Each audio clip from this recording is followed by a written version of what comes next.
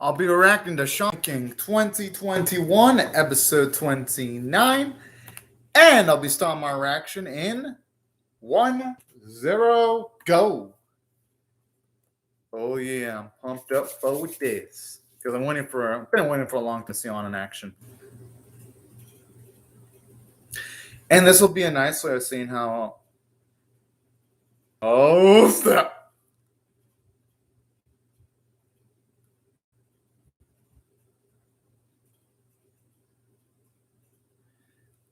They're gonna be surprised with how perceptive she is.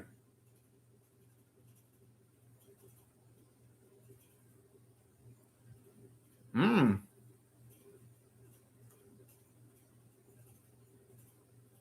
I love the reaction to the kid thing that he's had on, learning that Santa's Yo's wife. That's adorable.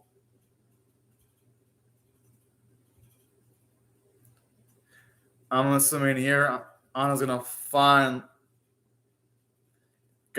prove why she's got a lot of confidence in herself now.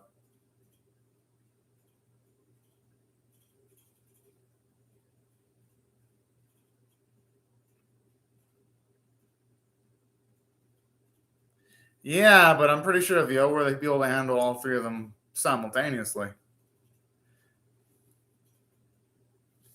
And the way they absolutely underestimate Yo and company, but then again, guess I wouldn't blame because Hoa's henchmen are pretty damn strong.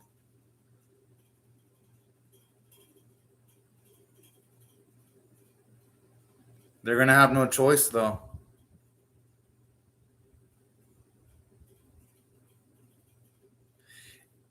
And I like moments like that there.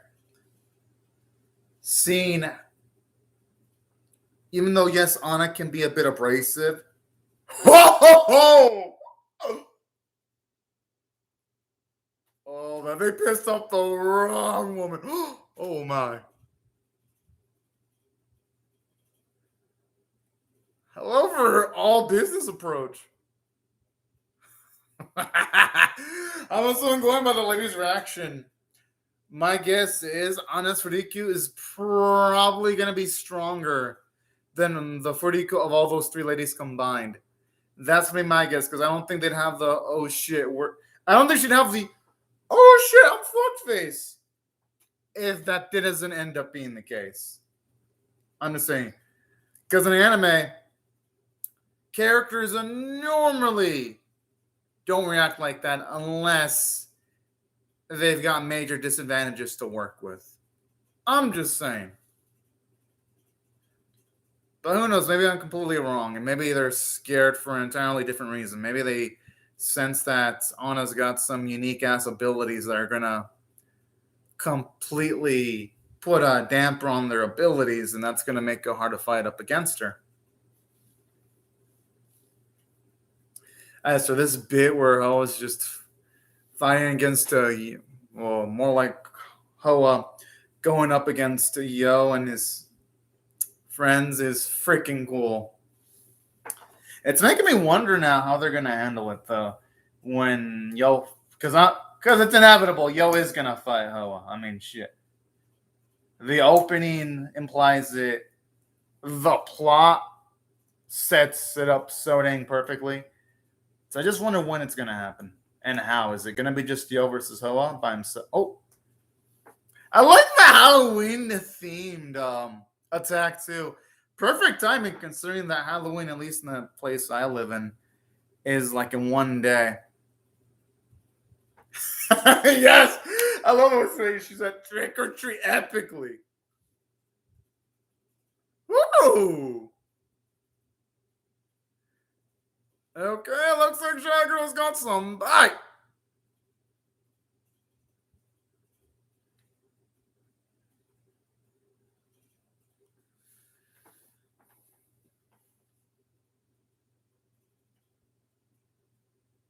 Hey, the animation actually looks better than usual.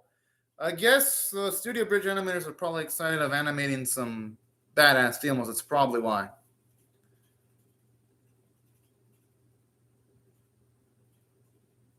Because it looks better than usual.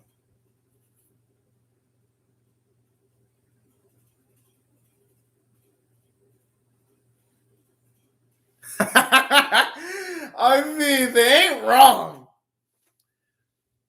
But Tomo's also participating too, though, so Ponchi and his buddy can't get all the credit. I'm just saying.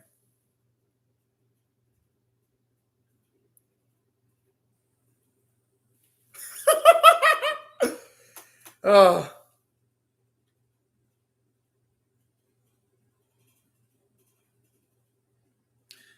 I'm assuming now.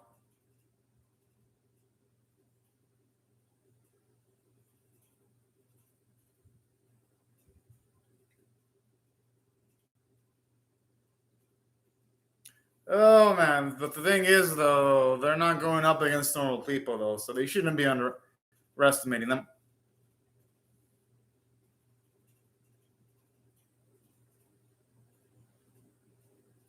Oh no! I want to see how to fight. Damn it!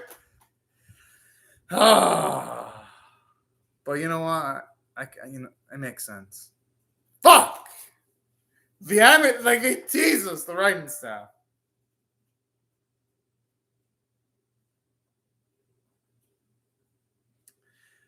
Yeah, she may not be scared of them, but I'm assuming she will be eventually.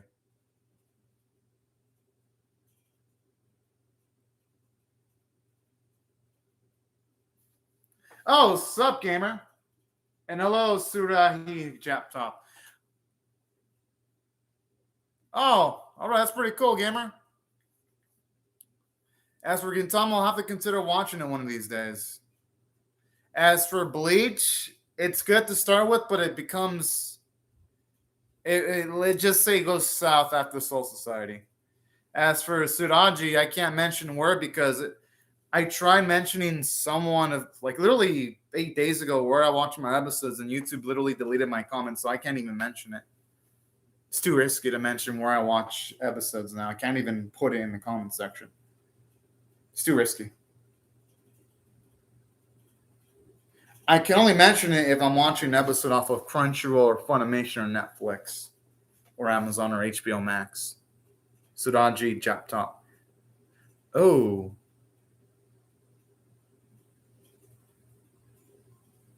Okay, at least they're giving us backstory on the kids at the very least.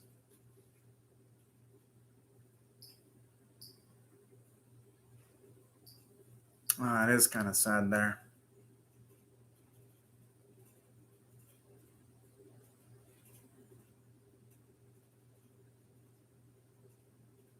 Aww.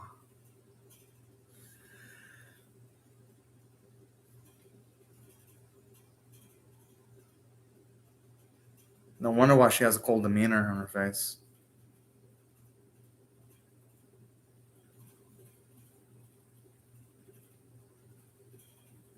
And who knows, maybe Satan will get back to normal just through maybe experiences and all that, you know? Nothing wrong with this dream, though. It is a big it is a big deal, though. That's the thing.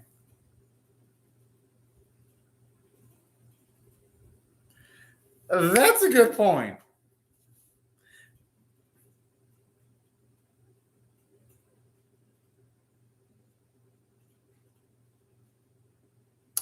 Oh, okay. At least I like how they cover that specific plot point, so it isn't a potential plot hole anyway.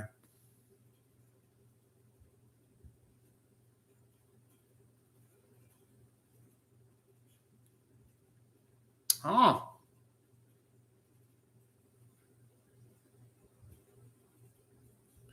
Now the thing is, though, these bits are only gonna really have weight if these two kids actually become super relevant to later on, though. And the series just doesn't utilize them as throwaway characters. Don't get me wrong, the backstory's nice and all. Don't get me wrong. Because it shows us the motivations for the kids and why they are the way they are, so they're positives. It's nice seeing those rare bits where Anna's actually impressed with something, though. It's refreshing.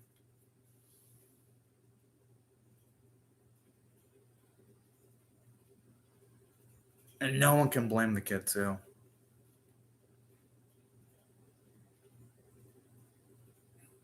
It'll probably have the opposite effect, though.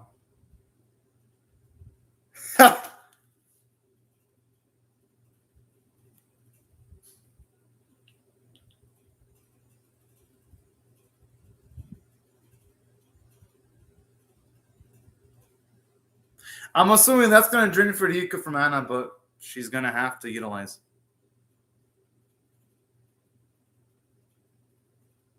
I just want you to just casually summon it. That's fucking adorable. Oh, that's some good shit.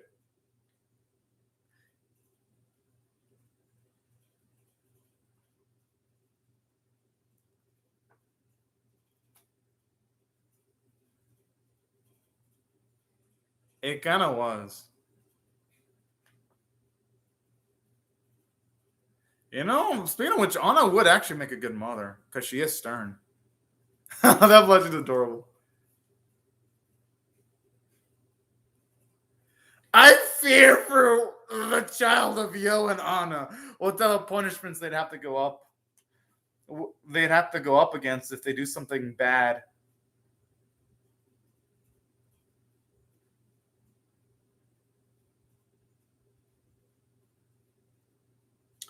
Hey, it shows you how ballsy Makisha actually is in doing that, though. Honestly, though, that doll that one of them has kind of looks like a Kegege no Gitaro. Like, no joke. A little bit, the hairstyle. It's a shame the animation budget fell off a cliff, though. It felt like the animators used the budget from, like, the first bit of the episode to the scene where Anna leaves. And then afterwards, the animators ran out of money. Because it doesn't look as... Yeah, like here. You don't even see the arm moving to aim at individual body parts. And you don't see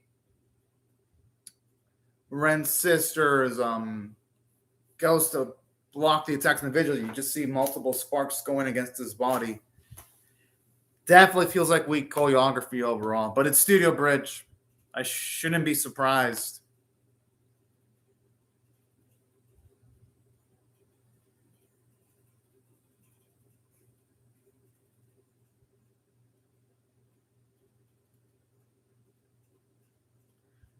Damn! Yo, Byron's a boss.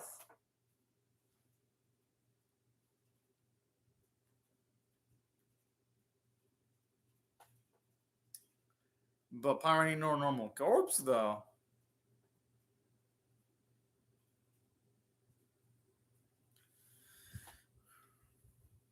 I mean, hey, no one ever said the battle was going to be easy for them, though. That's the thing. Pyron ain't wrong. Because if you think about yourself too much, you're not going to notice other people's needs. And yeah, you're going to be left alone eventually.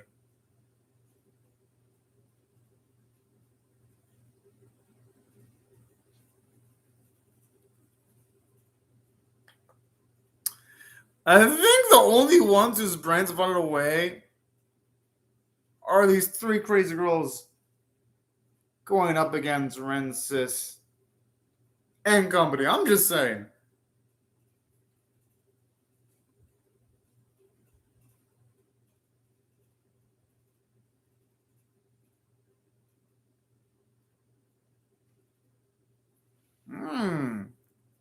I like this because it gives characterization to her seeing how she assessed the situation like that on the snap of a finger.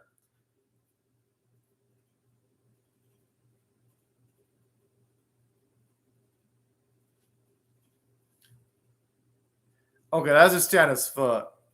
Oh!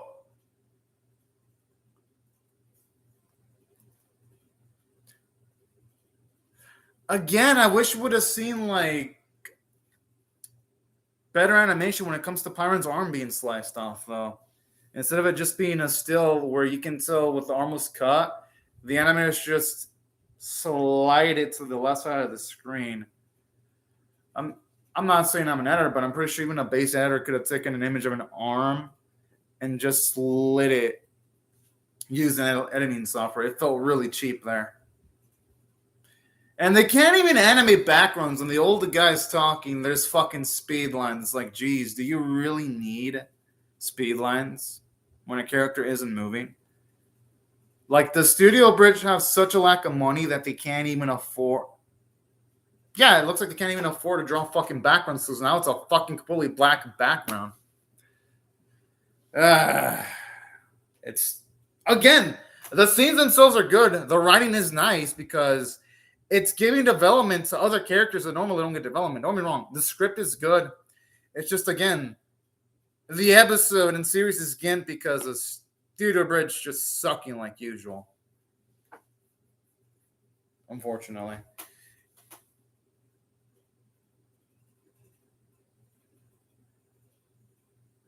Oh! I mean, at least Coach is alive. Still.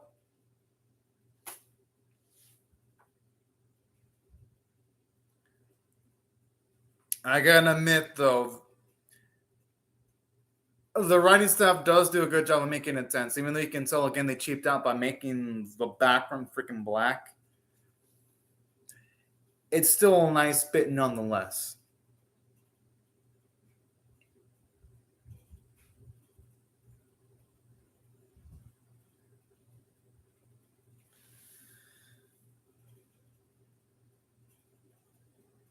Hmm.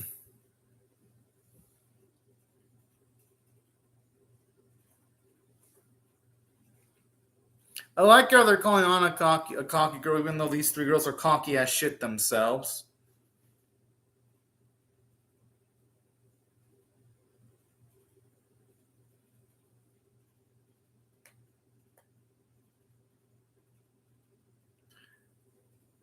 I can.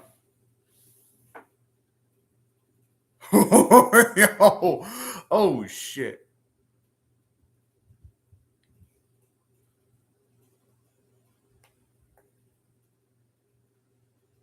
Okay, now that'd be quite the twist if they were to actually kill off some named character. Okay, Mara's getting a little creepy there. I ain't gonna lie.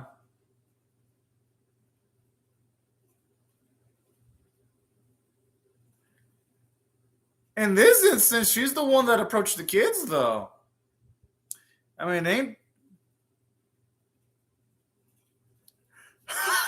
I like how it shows you how insane she is.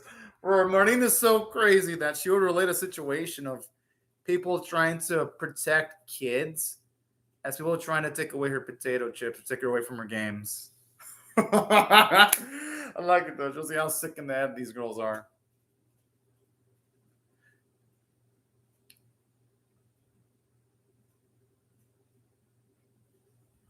I mean, they probably didn't deserve to be called witches back in the day, but damn, with the way they're utilizing their powers, I don't blame people for ostracizing them at least now.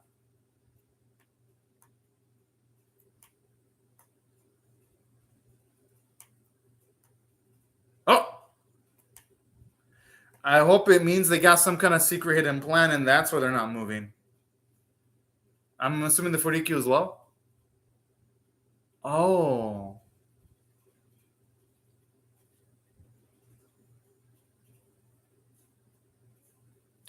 The thing is, though, it may be sad, but they've got to fight, though. Unless, finally, I was wondering when the fuck was Mikahisa gonna show up.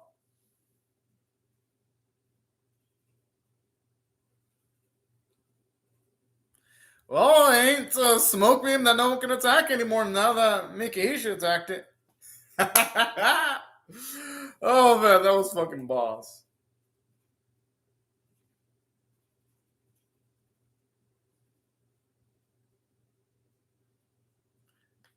Damn it, look! Damn.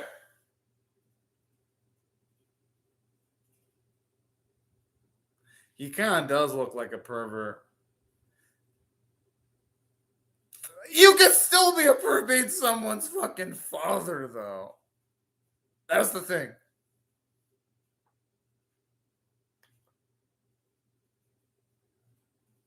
I'm assuming. Yes! Fuck yeah! Just bitch slapped all of them like a fucking pimp. Oh man. I wish we would have seen the slaps like connect with their faces though. Again, studio, don't get me wrong, scene's great, but Studio Bridge failed in that they could have made that scene excellent. Great scene regardless though.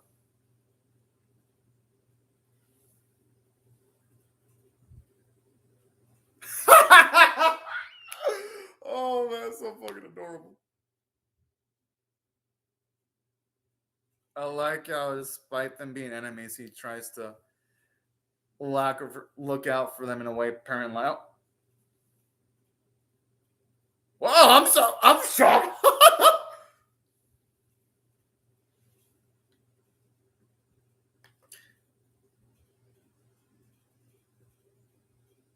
He has a point. Aww.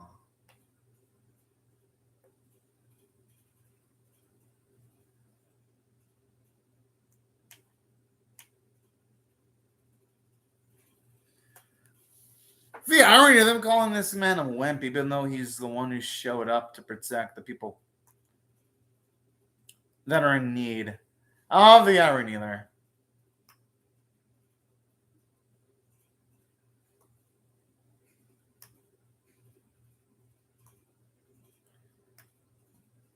Hmm.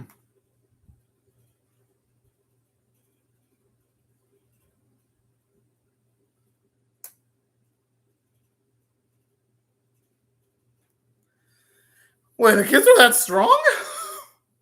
Oh my. At least that explains why they were going after the kids then. And also why he wanted to be in the same group team as them too.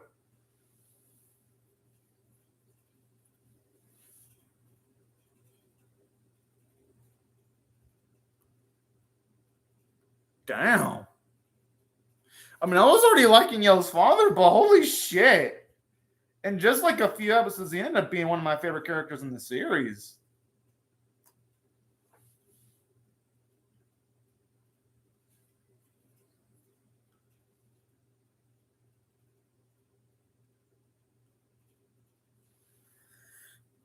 Yeah, they probably won't be able to finish. Yeah. Mm-hmm.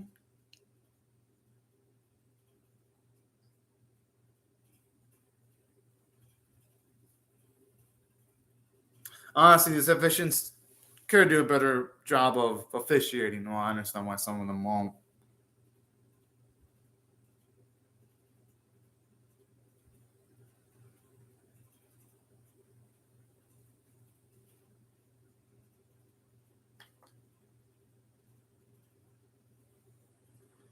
Okay. Kind of like how you're showing you that the Shaman King tournament fight. At the very least, we're seeing that it's more than just battles. It's more about also gaining a tactical advantage by gaining information too. That's some dang good writing, if you ask me.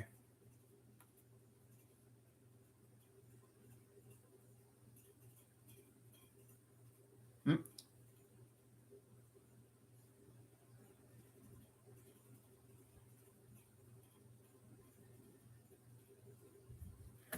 Oh,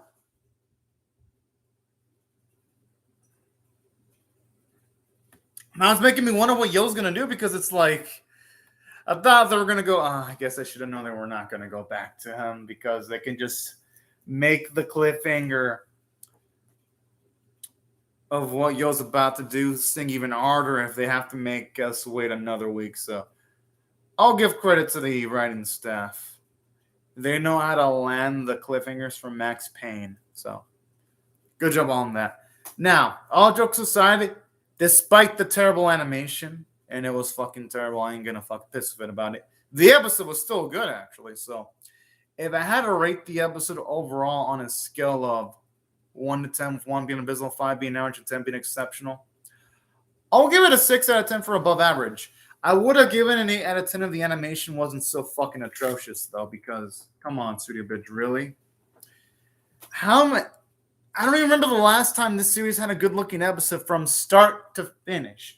Not an episode that's had, like, good-looking scenes, because this episode had like 3 minutes looking good with the other 17 minutes looking like shit. And then there was the Ren episode that had like 1 minute of good animation with the other 19 minutes looking like shit. So I don't even remember the last time the series had a. Oh, I remember. The last Hoa fight. Oh, wait. No, that bit with the X-Loss fighting. But how long ago was that? Like, what, 6, 7 episodes at this point? When it comes to, like, the last Shaman King episode that actually looked good?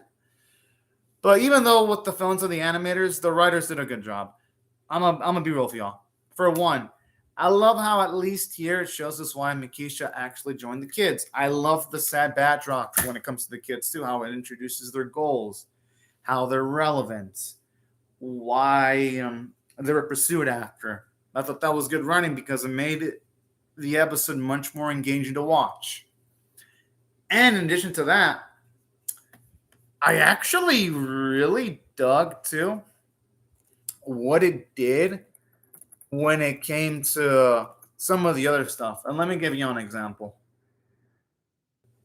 I really love what they did with Tao because when it comes to Tao Jun, I love how at the very least in this episode, we see character development for her because you see her as a kind-hearted individual, especially when she even felt sympathy for the girls that she was going up against. So that was growth for her in a significant way. So I liked the character development for her. Cupid Girl was pretty nice too. I liked the bits that they had involving her. So that's why I really, really liked the episode overall from a script standpoint. I thought I did pretty dang great. And that wasn't the only department where the episode was strong in because aside from it doing well from a character standpoint, I even love how we saw more gentleness from Anna, actually seeing her, and at least from her facial expressions, feel sympathy for the kids. I thought that was really good. It makes her a much more dynamic character, which she was already a pretty interesting character, but it makes her more dynamic. And that's why I thought the writing was damn good. And then the scene where Yo's Pops just slaps everyone, even John. I'm like... what the fuck, but in a good way.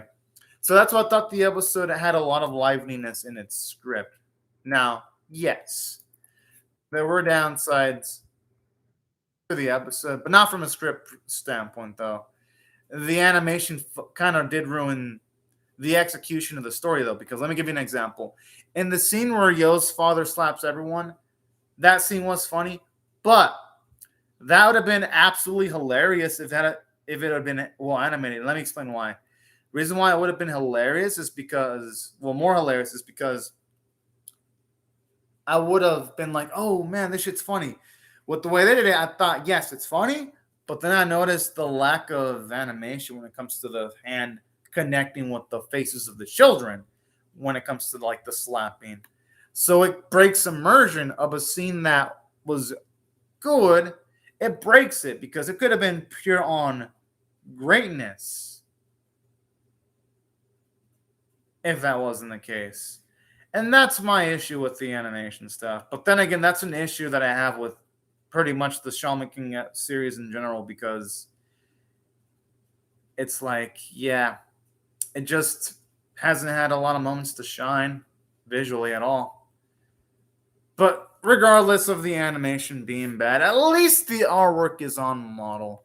So at least the animators are at least reliable enough to not fuck up the character design sheets and actually make the characters look how they're supposed to look. And that's probably the only positive I can think of from the visual department. Besides that, though, I gotta admit, voice acting was great. I thought the music placement was good. And that's what I thought the episode was an above average 6 out of 10. Despite, yes, the flaws that the episode does admittedly contain.